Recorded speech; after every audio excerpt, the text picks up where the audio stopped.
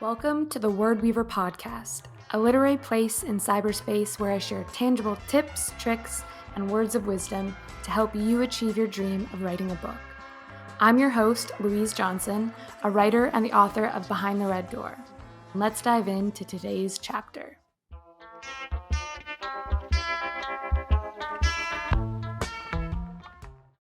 Hello and welcome back to the Word Weaver podcast. On today's episode, I'm going to be telling you my top 5 tips of how to write an incredible, compelling book blurb. If you want your book to sell and attract a reader in a bookstore or online, your book's description is extremely important. I can't stress that enough. You have to have a great title and a book cover, of course, to grab their attention.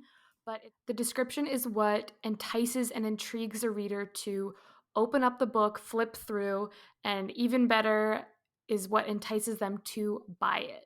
Personally, I always find writing my book blurb or the book's description to be a bit of a challenging process, but it's so rewarding once you finish it.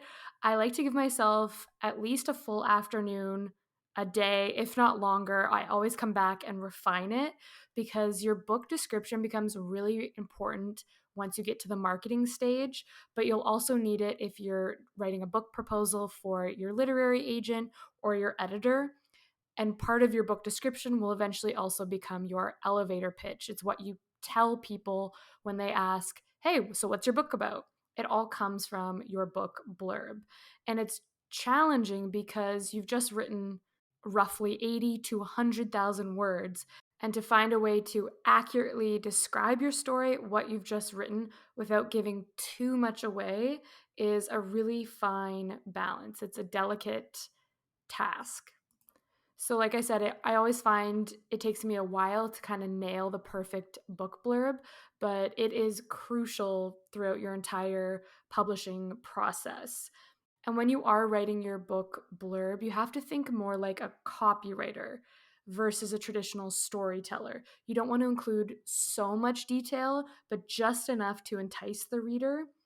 And the way you have to think of it as kind of like your book is the story, and then your book description is the ad to sell that story.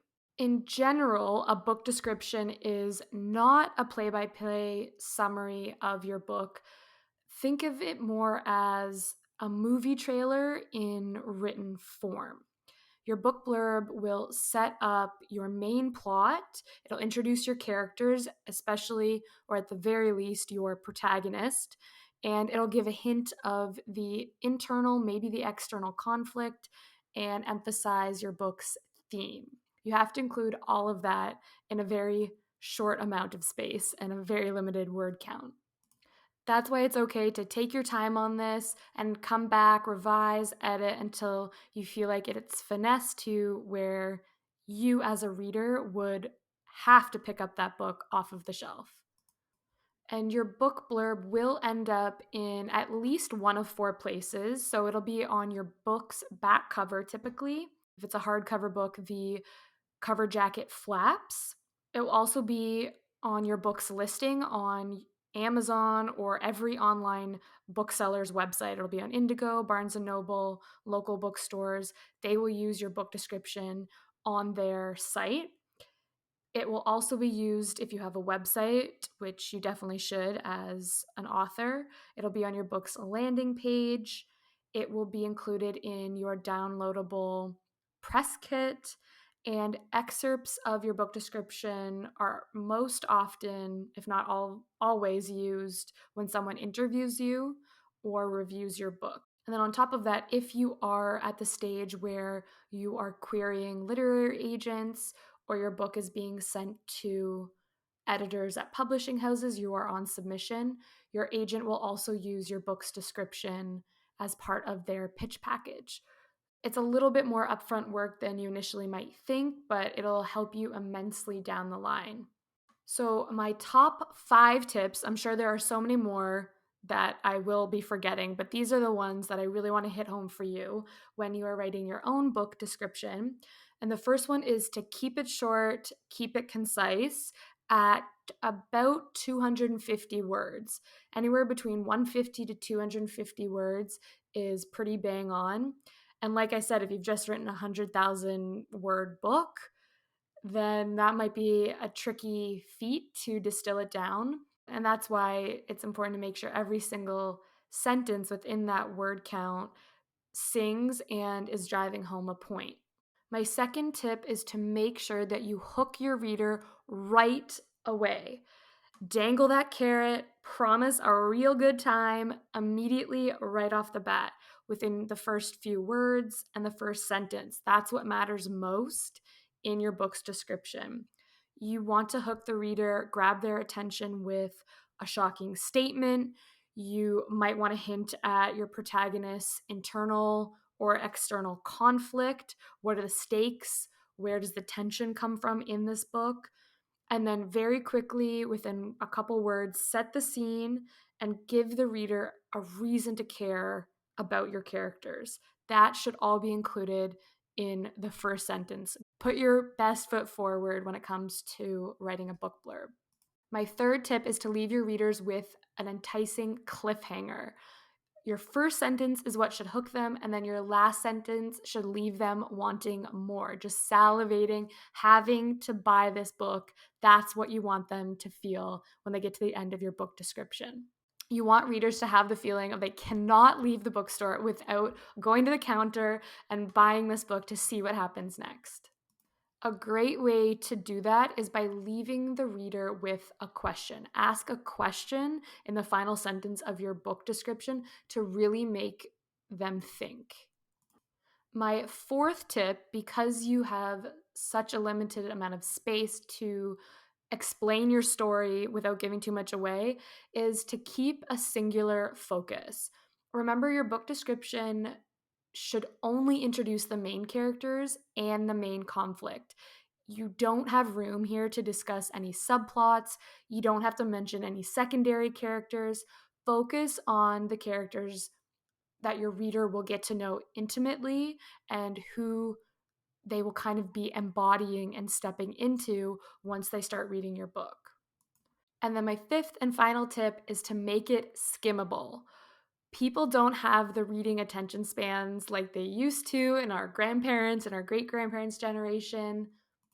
I actually read this somewhere recently, and I don't know if it's true, but it was some sort of study that said goldfish actually have a longer attention span than the modern human in 2021.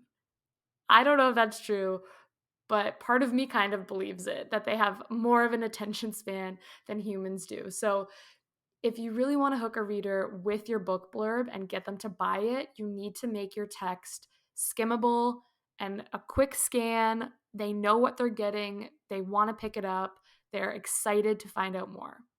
And how to make it a skimmable read when you just pick it up off of a book table or a shelf, or if you're buying your book online, is to make sure you have short paragraphs. Don't have one chunk of text. That's a surefire way to get people to put your book down and to stop reading. You could also use bullet points. This is a great way to deliver information, especially if you're writing a nonfiction book.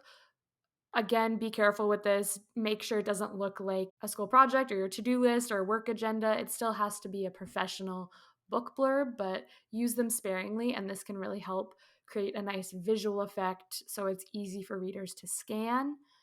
You can use bolded text sparingly if there are things that you want to stand out to the reader or phrases that you want to emphasize. And then, kind of a bonus tip, I didn't really know where it fit into my top 5 tips. When you're writing your book description, you can include keywords. If it is a young adult thriller or a redemptive romance, things that readers might be Googling or searching for, if you include that in your book's description, once it's up on every bookseller's list, they will be able to find it. My book blurb 100% included Elizabeth Arden right off the bat because I wanted people who already loved Elizabeth Arden to type that into Google somehow and land on Behind the Red Door, my book about Elizabeth Arden and my coming of age in the beauty industry. So I really was strategic and thoughtful about how I wrote my very first sentence so that when people were searching online, they would be directed to places where they could purchase my book. Again, if it's not a natural fit, people will still be able to find it by the title, your publisher, your website, other places. So don't force it. But if it feels like you can include keywords that readers are looking for, that's another little bonus tip. Or if you've won awards before, or you were a previous national bestseller, include this at the beginning of your book blurb. This is for online. When it goes on Amazon, for instance, and people want to find national best-selling books, yours will pop up if that is bolded at the top of your book description. And that's not included in the first paragraph. It's just a little accolade, or if you have a really great review from a renowned publisher, Publishers Weekly, the New York Times, definitely include that. So anybody who is looking for New York Times recommended books can find yours. So really just what you want to remember when you're writing your book blurb is to take your time, be considerate about it, and remember that your goal is to create an ad, the most compelling ad you can ever think of to sell your book. It should give readers a glimpse of what's ahead and make them wanting more. And of course, if you're really stuck, grab a book off of your shelf at home, read all of the back book blurb descriptions, figure out what you're compelled by, and see if you can integrate that into your own writing. That is it for today's episode of the Word Weaver podcast. As always, you can find the show notes at louiseclairejohnson.com/podcast. You can follow along on Instagram at Word Weaver Podcast. Until next time.